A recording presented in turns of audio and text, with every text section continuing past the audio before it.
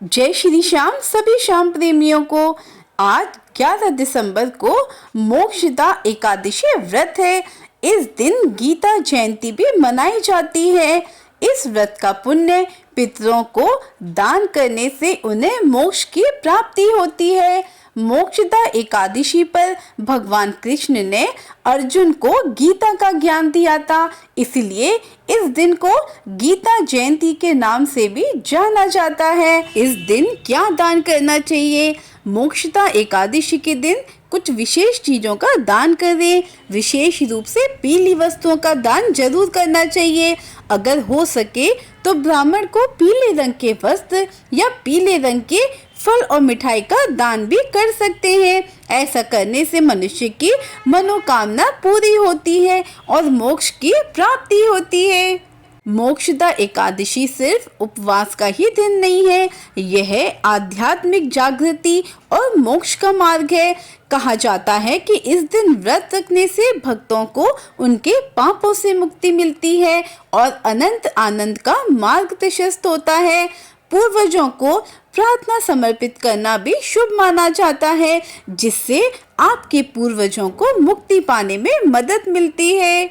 मोक्षदा एकादशी तिथि का प्रारंभ 11 दिसंबर को सुबह 3:42 पर होगा, जो 12 दिसंबर की रात 1:09 पर समाप्त होगी। इसलिए मोक्षदा एकादशी 11 दिसंबर को ही मनाई जाएगी। भगवान विष्णु को प्रसन्न करने के लिए एकादशी का व्रत बेहद शुभ दिन माना जाता है।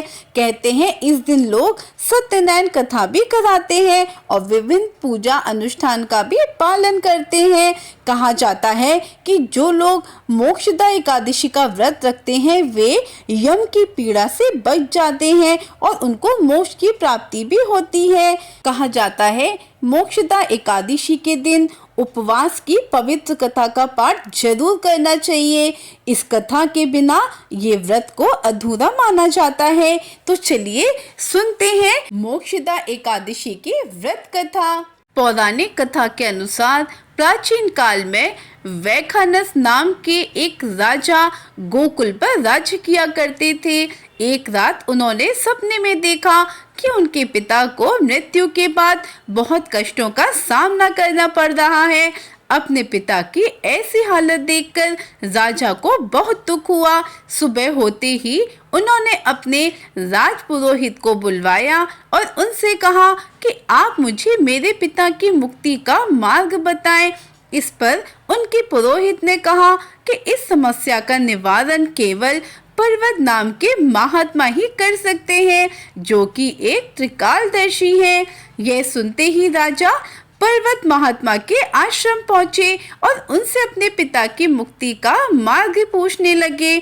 इस पर महात्मा ने उन्हें बताया कि उनके पिता ने अपने पिछले जन्म में एक पाप किया था, जिसके कारण ही उन्हें नरक भोगना पड़ा है। राजा ने महात्मा से इस पाप से मुक्ति का उपाय पूछा। इस पर महात्मा बोले कि तुम मार्गशीर्ष महीने के शुक्ल पक्ष में आने वाली मोक्षदा एकादशी व्रत और पूजन नियम का पालन भक्ति भाव से करो, जिसके प्रभाव से तुम्हारे पिता को मुक्ति मिल जाएगी। राजा ने महात्मा के कहे अनुसार सच्चे भाव से मोक्षदा एकादशी का व्रत का पालन किया। इससे उनके पिता को मुक्ति मिल गई और मोक्ष प्राप्त हो गया। इसके साथ ही राजा को श्री हरि के साथ अपने पिता का भी आशीर्वाद प्राप्त हुआ। तो यही है मोक्षदा एकादशी की व्रत कथा। आशा करती हूँ आपको ये जानकारी अच्छी लगी होगी। अगर आप इसी तरह से भगवान श्याम और एकादशी के बारे में जानकारी चाहते हैं तो इस चैनल पर बने रहिए। जय श्री गणेश, जय श्री श्याम, जय श्री राधे।